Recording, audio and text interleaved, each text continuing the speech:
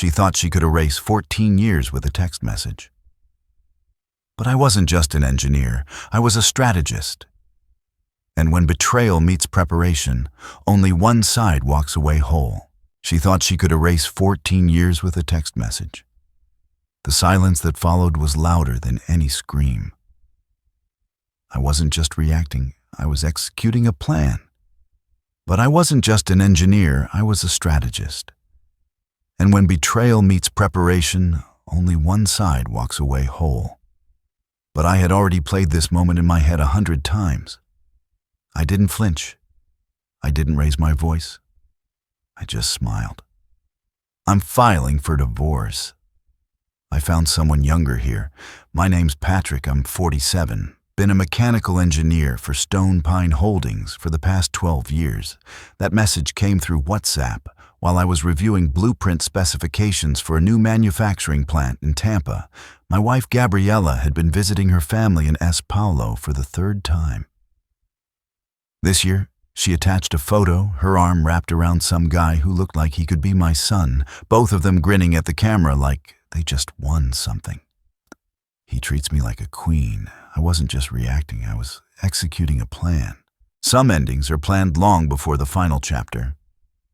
Unlike you, the next message read, "We've already moved into your house, it's better this way."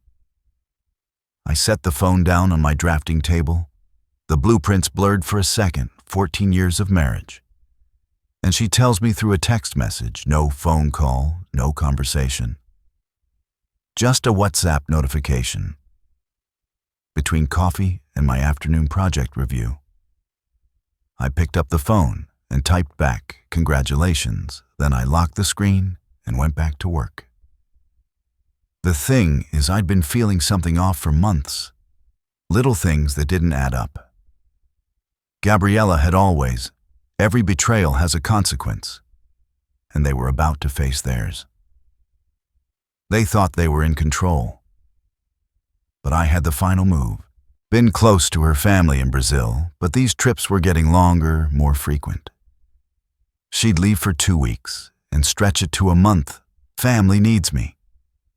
She'd say when I asked about coming home, but it wasn't just the trips. Our joint checking account had been showing withdrawals I didn't recognize when I asked about them. She'd wave her hand and say something about family emergencies or shopping for her mother. I trusted her, maybe I shouldn't have. But I did last month. She missed our wedding anniversary, said she forgot because she was dealing. I didn't flinch. I didn't raise my voice. I just smiled. I had prepared for this outcome, even if they hadn't. With her sick aunt, the aunt who, according to her cousin's Facebook posts, had been perfectly healthy. And posting vacation photos from Rio, I'd started keeping receipts, not because I was planning anything, but because something in my gut told me to pay attention. Bank statements, credit card bills, even screenshots of her social media posts that didn't match what she was telling me. When you've been an engineer for as long as I have, you learn to trust patterns, and the pattern here was clear as my wife was lying to me. I just didn't know how some endings are planned long before the final chapter. Revenge isn't always loud. Sometimes it's surgical. Much until that WhatsApp message, the photo bothered me more than the words, not because of jealousy, but because of the timing. She looked happy, really happy, like she'd been planning this moment for a while, like the decision had been made long before she bothered to tell me about it. I finished my work that day, drove home to our empty house in Coral Gables, and sat in my truck for 10 minutes before going inside. Something told me this was just the beginning. Gabriella and I met at a company barbecue back in 2011. Because she was visiting Miami with her sister, they thought they were in control. But I had the final move. The silence that followed was louder than any scream. Fresh off the plane from Brazil with limited English and a smile that could stop traffic. I was the quiet guy who fixed things and kept his head down. She was everything. I wasn't outgoing, spontaneous, full of life. We got married a year later, small ceremony, just her sister and a few of my co-workers. She moved into my house, the one I'd bought 3 years earlier, with money I'd saved from working overtime at the shipyard.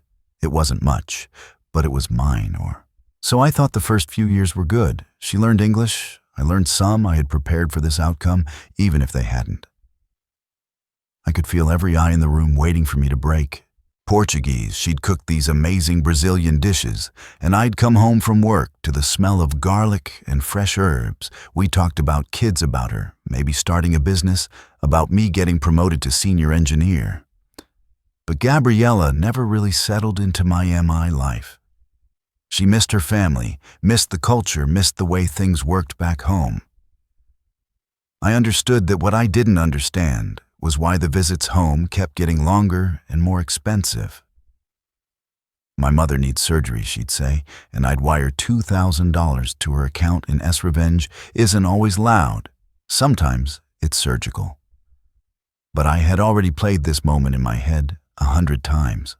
Paulo, my brother, lost his job and another 1,500 would disappear. When the family business is struggling and suddenly our savings account was lighter by $5,000, I never questioned it. She was my wife. If her family needed help, we helped. That's what married people do. But looking back, there were signs I should have caught phone calls that stopped when I walked into the room. Text messages she'd delete immediately after reading new clothes that appeared in her closet, with tags from stores I'd never heard of. The biggest red flag was her attitude toward the silence that followed was louder than any scream.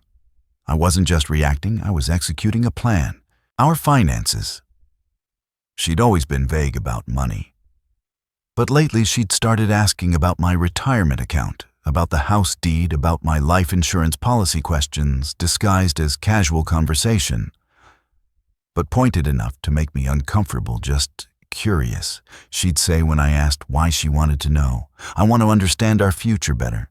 3 months ago, she'd asked me to add her name to the house. Title said it would make her feel more secure, more like this was really her home too. I told her I'd think about it. I could feel every eye in the room waiting for me to break.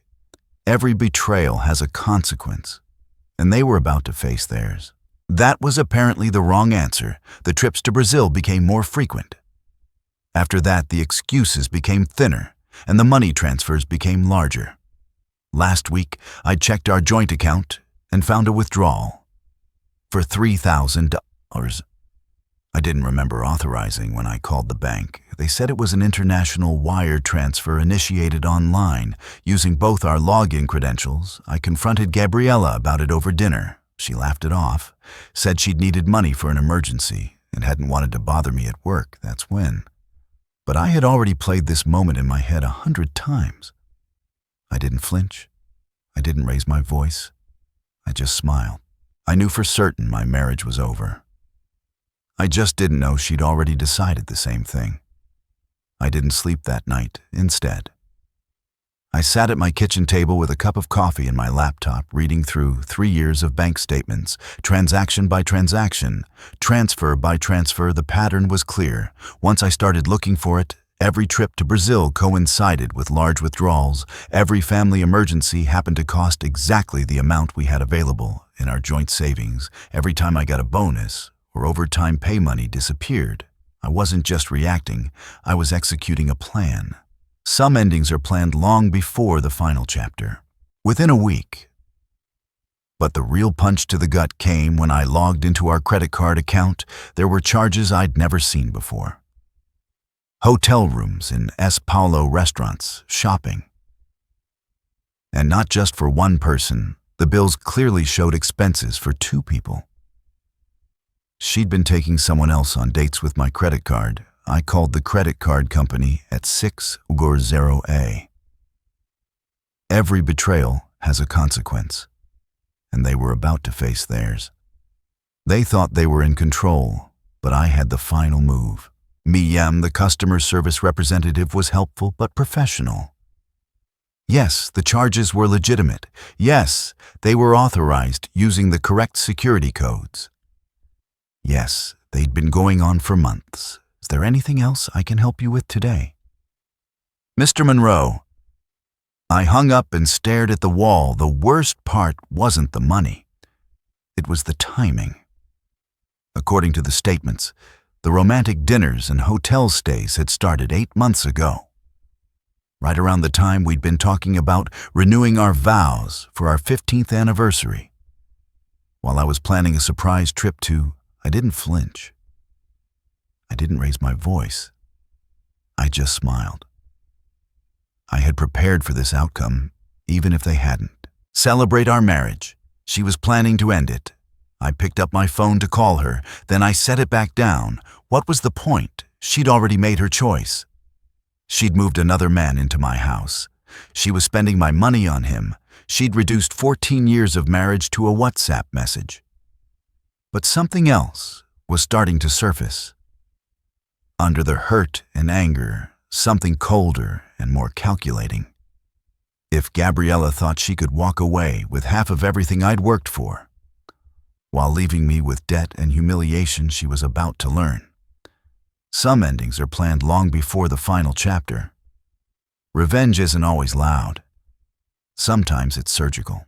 Something about the man she'd married, I'd spent my entire career solving problems, finding weaknesses in systems, identifying points of failure before they became catastrophic. My marriage had failed, but that didn't mean I had to lose everything in the wreckage. I opened a new browser window and searched for the best divorce attorney in my MI. Then I searched for a private investigator. Then I started printing out bank statements, credit card bills, and every piece of documentation I could find. If Gabriella wanted a divorce, they thought they were in control. But I had the final move. The silence that followed was louder than any scream. Could have one, but she was going to get it on my terms. I made my first phone call at 8 a.m. sharp. The lawyer's name was Janet Torres, and she specialized in complex divorce cases involving financial misconduct. "How much evidence do you have?" she asked after I explained the situation. "Enough," I said, "and I'm just getting started." I had prepared for this outcome, even if they hadn't. I could feel every eye in the room waiting for me to break. Janet Torres had been practicing family law for 22 years. Her office in downtown Miami was lined with legal books and awards. But what impressed me most was how quickly she understood what I was dealing with. International divorce cases involving hidden assets are tricky. She said, reviewing the bank statements I'd brought, "But you've got solid documentation here. The question is, how much more is there?" I told her about the house, about Gabriella's attempts to get her name added to the deed, about the mysterious man now living in my home. "We need to move fast," Janet said. If she's revenge isn't always loud. Sometimes it's surgical. But I had already played this moment in my head 100 times. Already cohabitating with someone else while you're still married, that gives us leverage. But first, we need to secure your assets before she tries to drain everything. That afternoon, I drove to our bank and opened an individual checking account. I transferred my next paycheck there instead of our joint account. Small step. But it felt like taking control back. The bigger step came 2 days later when I met with a financial advisor. Janet had recommended. His name was Trevor Hughes, and he specialized in asset protection. The silence that followed was louder than any scream. I wasn't just reacting, I was executing a plan. "Your wife's been smart," he said, reviewing my financial portfolio. "She's been positioning herself to claim half of everything while contributing nothing but. There are ways to protect what you've earned." Trevor explained how I could transfer ownership of my retirement accounts and personal assets into a revocable trust with me as the sole beneficiary. It was completely legal, as long as it was done before formal divorce proceedings began. "The house is trickier," he said. "Since it's marital property, she has a claim to it." I could feel every eye in the room waiting for me to break. Every betrayal has a consequence, and they were about to face theirs. But if you can prove she's abandoned it to live with someone else, that changes things. I called our mortgage company that afternoon. Explained that I wanted to refinance to get a better interest rate. They sent me paperwork requiring both signatures. I mailed it to Gabriela in Brazil with a note asking her to sign and return it. She never responded. 3 weeks later, the mortgage company called to say the refinancing deadline had passed. Since only one spouse had signed, they'd have to restart the process with just my name on the loan. But I had already played this moment in my head 100 times. I didn't flinch. I didn't raise my voice. I just smiled. That's when I made my move. I contacted a real estate attorney and began the process of transferring the house deed into my name alone, since Gabriela had failed to respond to the refinancing paperwork and had abandoned the property. I had grounds to claim sole ownership. It took 6 weeks to complete 6 weeks, during which Gabriela sent me photos from Brazil, bragging about her new relationship, photos of her and this kid at restaurants. I'd never been able to afford pictures of them on vacation in places I'd always wanted to visit. I wasn't just reacting, I was executing a plan. Some endings are planned long before the final chapter. Was living like a queen on my money while making sure I knew about it. But while she was posting pictures on social media, I was systematically documenting every expense, every transfer, every piece of evidence that would prove financial misconduct in court. The private investigator Janet had recommended was worth every penny. His name was Carlos Santos, a former police detective who specialized in international investigations. Every betrayal has a consequence, and they were about to face theirs. They thought they were in control, but I had the final move. Your wife's boyfriend isn't just young. He told me during our first meeting, he's broke, no job, no assets, no prospects. She's been supporting him entirely with money from your accounts. Carlos had traced the money transfers. Every wire to Brazil had gone straight to accounts linked to this kid: rent payments, car payments, shopping sprees. Gabriela had essentially been paying for another man's lifestyle while telling me it was for family emergencies. There's more. Carlos said she's been planning this for months, maybe longer. I didn't flinch. I didn't raise my voice. I just smiled. I had prepared for this outcome, even if they hadn't. Found emails between them going back almost a year. He showed me printed screenshots, love letters written in Portuguese, translated into English, plans for their future together, discussions about getting married once her divorce was finalized, and calculations, detailed calculations, about how much money she expected to get from our divorce settlement. She'd been spending my money to plan my replacement. The emails Carlos uncovered revealed the full scope of Gabriela's plan. She hadn't just met this guy and fallen in. Some endings are planned long before the final chapter. Revenge isn't always loud. Sometimes it's surgical. Love. She'd been methodically preparing to leave me for over a year, and the worst email was dated 3 months after her first trip to São Paulo this year. In it, she detailed our entire financial situation to her boyfriend, my salary, our savings, the value of our house, even my retirement account balance. He wants to know if you're worth the trouble. Carlos translated from the Portuguese. She told him, "You are said you're boring, but profitable." Boring but profitable. 14 years of marriage reduced to a cost-benefit analysis, but the deeper I dug, the more I realized they thought they were in control. But I had the final move. The silence that followed was louder than any scream. Gabriela had underestimated me while she was planning her exit strategy. She'd made several critical mistakes. First, she'd continued using our joint credit card for her romantic expenses. Every dinner, every hotel room, every gift she'd bought for her boyfriend was documented on statements I could access. My lawyer estimated she'd spent over $20,000 of marital funds on adultery. Second, she'd been sloppy about the money transfers when you wire money internationally. Banks require detailed paperwork about the purpose and recipient Gabriela had. I had prepared for this outcome, even if they hadn't. I could feel every eye in the room waiting for me to break. Lied on every form, claiming the money was for family medical expenses when it was actually going to support her boyfriend third. And most importantly, she'd abandoned our house to move in with another man, while we were still legally married in Florida. That constituted desertion and adultery, which could impact how assets were divided in a divorce. Janet Therese was practically gleeful when I brought her the evidence. Revenge isn't always loud, sometimes it's surgical. But I had already played this moment in my head 100 times. This is a lawyer's dream. She said, reviewing the documentation, financial misconduct, abandonment, adultery, and fraud. She's violated every aspect of her marital obligations while trying to claim half your assets. What does that mean for the divorce? I asked. It means she's not getting half of anything.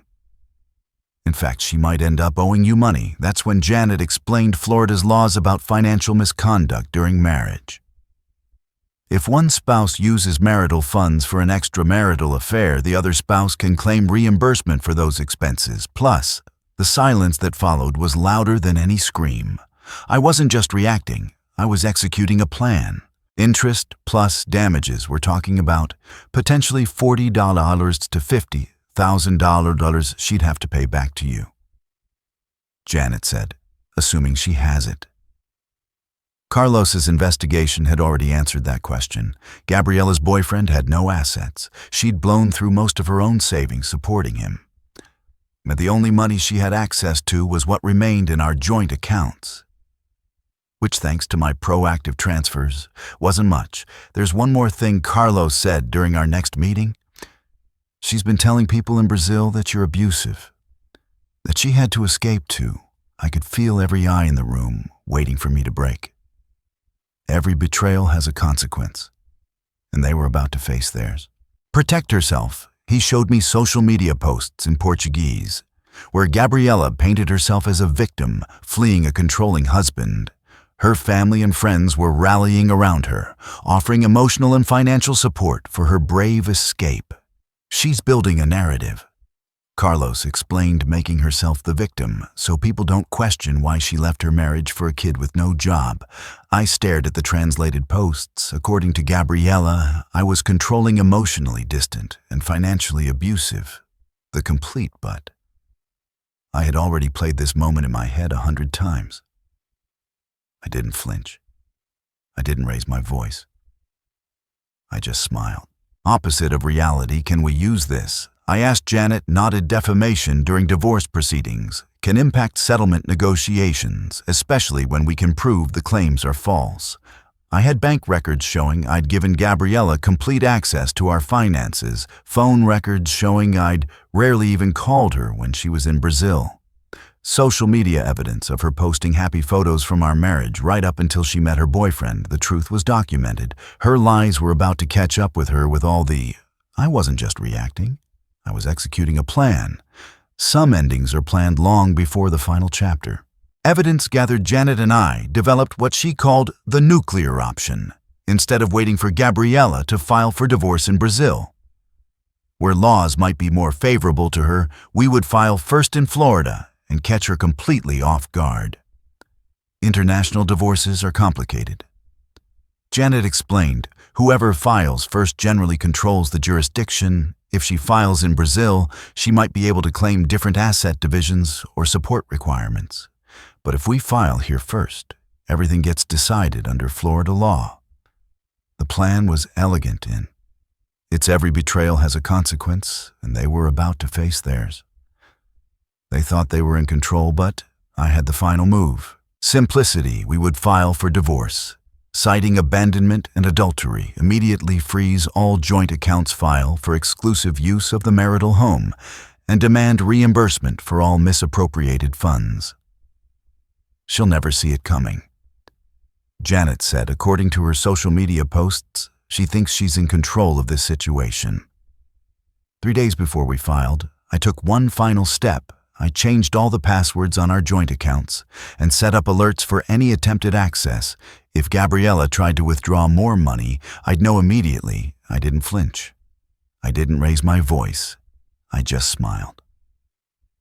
I had prepared for this outcome, even if they hadn't.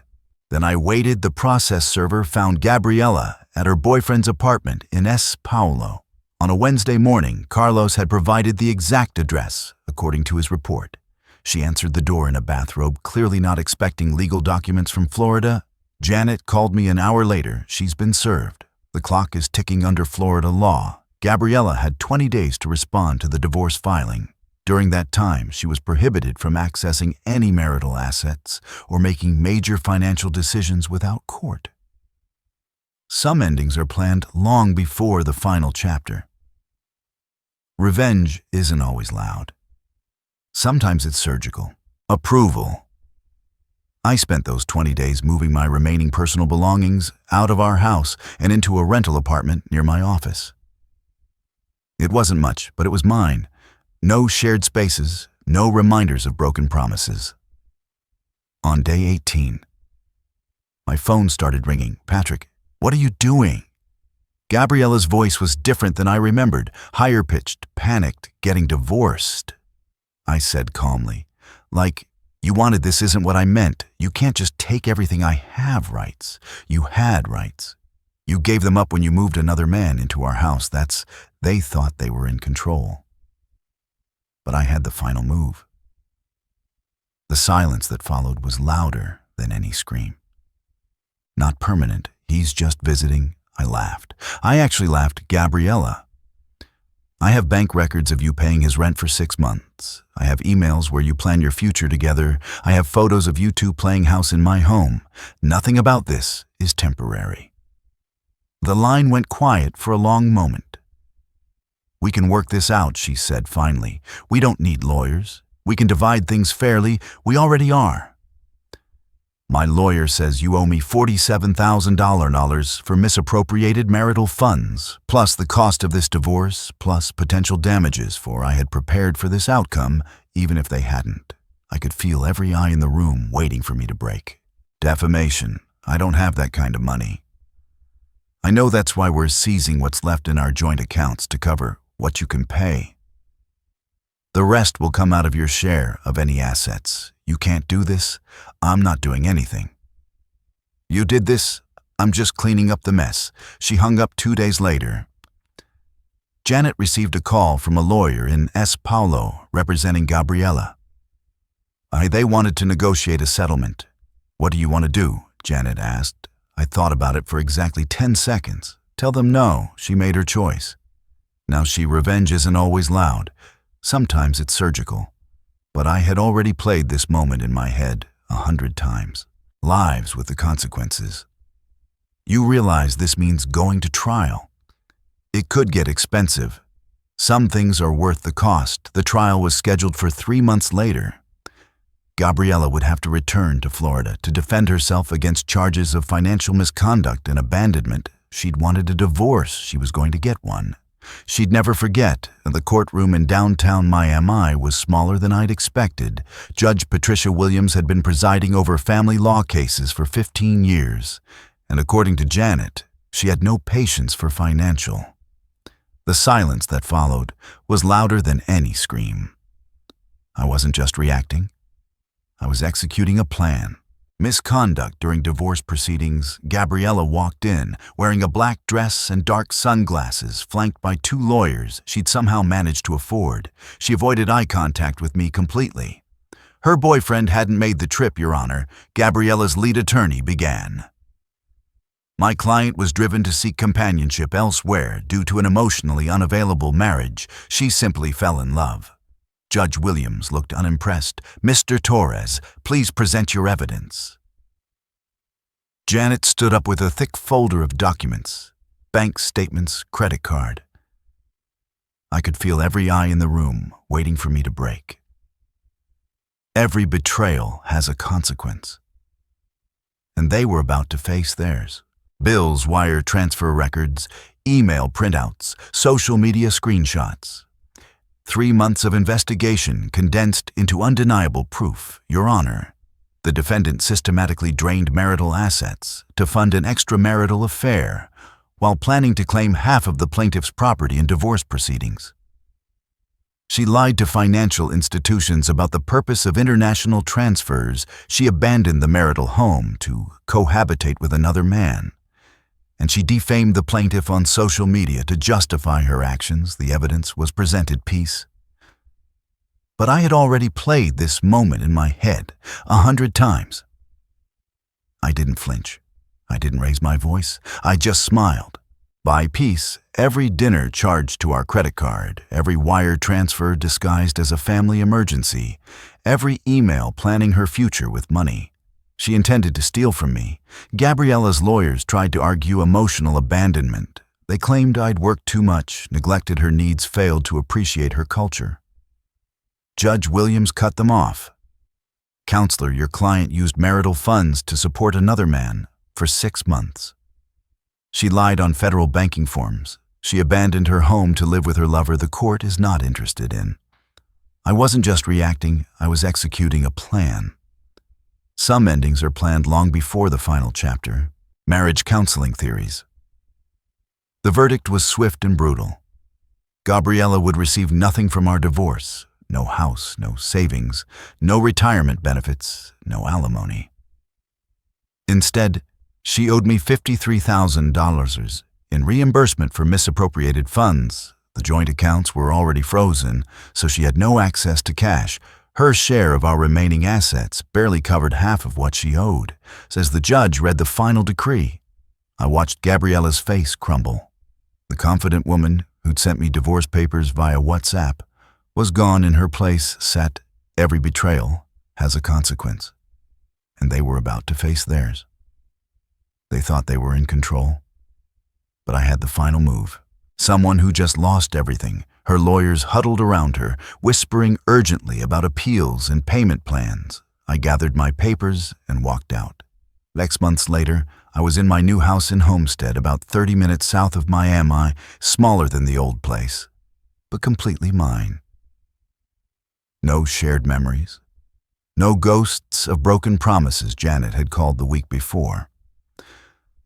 With an update on the financial settlement, Gabriella had managed to pay back about half of what she owed by selling some jewelry and getting money from her family in Brazil. I didn't flinch. I didn't raise my voice. I just smiled. I had prepared for this outcome, even if they hadn't. The rest would come in monthly payments over the next 3 years. She's working as a waitress in São Paulo. Janet told me her boyfriend left when the money dried up. I wasn't surprised. Men who let women pay their rent rarely stick around when the payments stop. My phone buzzed occasionally with messages from Gabriella. Apologies, explanations, requests to work things out. As friends, I deleted them all. Unread, the house in Coral Gables had sold within 2 months with my name as the sole owner. I'd kept every penny of the proceeds I used part. Some endings are planned long before the final chapter. Revenge isn't always loud. Sometimes it's surgical. Of it as a down payment on the new place and invested, the rest work was going. Well, my reputation as someone who solved problems had earned me a promotion to lead engineer. The irony wasn't lost on me. Fixing broken systems at work, fixing my broken life at home. I'd started dating again, nothing serious yet. But it was nice to have dinner conversations that didn't revolve around family emergencies or money transfers. Sometimes I wondered if Gabriella had learned anything from the experience. Probably not. Some people. They thought they were in control, but I had the final move. The silence that followed was louder than any scream. Never realized that actions have consequences. Until it's too late to matter. I didn't waste much time thinking about it. I had better things to do with my life than look backward at someone who'd never really been there in the first place. Some mistakes teach you exactly who you can trust. I had prepared for this outcome, even if they hadn't. I could feel every eye in the room waiting for me to break.